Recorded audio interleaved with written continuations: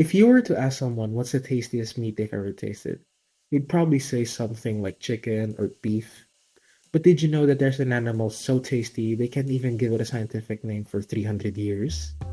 The Galapagos giant tortoise was discovered around the 15th century, and every time they tried to bring some back for the giant tortoise to be scientifically named, they always end up using the tortoise for sustenance throughout the journey back.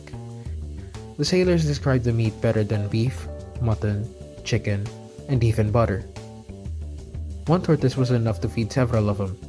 They even found gallons of water inside these tortoises, which was very useful for the sailors, since they can't just drink seawater.